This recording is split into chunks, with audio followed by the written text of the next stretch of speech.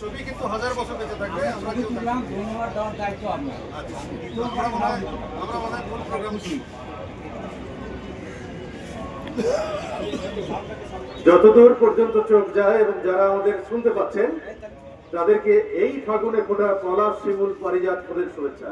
আমরা পাতা প্রকাশ রংপুর থেকে প্রকাশিত 7/5 যে বইটি লিখেছেন আদিল ফকির আমার ডান দিকে দাঁড়িয়ে আছেন এবং আমার বাঁ দিকে আছেন এই বইটির প্রকাশক জাকির আহমদ। আমি প্রত্যেকটি এখানে মঞ্চে আমরা যারা দাঁড়িয়েছি সবার নাম শুনতে চাই, কিন্তু আমরা কথা কম শুনবো, ছবি বেশি তুলবো, কথা কম শুনবো। সুজন, আমি আবেশি করি লেখালেখি করি। আয়ুব মোহাম্মদ খান, গবেষণা কর্মকর্তা, বাংলা একাডেমি। এবার এসেছে জ্যোৎস্না বনে প্রেম বিলাস, এটা হলো অনন্য থেকে এসেছে। এটা এই মেলায় আমার 11তম উপন্যাস চলছে এবার। এছাড়াও অন্যান্য বই আছে, কবিতার বই আসবে, কিন্তু মেলার পরে আসবে আর কি।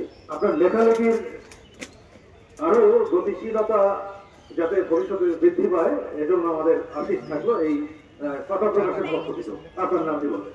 নাফিউল হক, সাংবাদিকতায় পড়াশোনা করি, কবিতা লিখি, বই আসেন। বই প্রকাশের কোনো চিন্তা ভাবনা ভবিষ্যতে? হ্যাঁ, সামনে ধন্যবাদ আপনাকে। আপনার নাম? আমি আদিল ফকির। আদিল ফকিরের সাথে আমরা কথা বলবো, যেহেতু তাকে কেন্দ্র করে এই অনুষ্ঠানটি। আমার সাথে আছেন জাকির আহমদ। জাকির, আপনি মেলায় গতকাল এসেছেন, কেমন লাগছে এবারের এই নতুন আঙ্গিকের মেলাটি? সত্য কথা বলতে আমরা তো ব্যবসায়ী মানুষ, মেলায় এসেছি, কিন্তু এবারে ব্যবসা নাই, ওই দিকটি কম। হ্যাঁ, এটি এবং হকার এবং যেটা অবাঞ্ছিত লোকজনের প্রবেশ বেশি, এই জিনিসটি খারাপ লাগছে। আপনার সাথে আমরা আরো কথা বলার চেষ্টা করবো। আপনার নামটি বলুন? নিয়াজ মাহমুদ আকাশ, এটা শিক্ষকতা। লেখালেখির সাথে আমি যুক্ত না, হ্যাঁ বইটাই কিনেছি। আমি আপাতত নিয়েছি আপনার নুরুন নাহার, বেশ কয়েকটা বই নিয়েছি, যার মধ্যে বলতে পারি নুরুন নাহার। গত বছর নিয়েছিলাম নৌকার পাড়ায় পাটাতনে ঘুমায় প্রহর।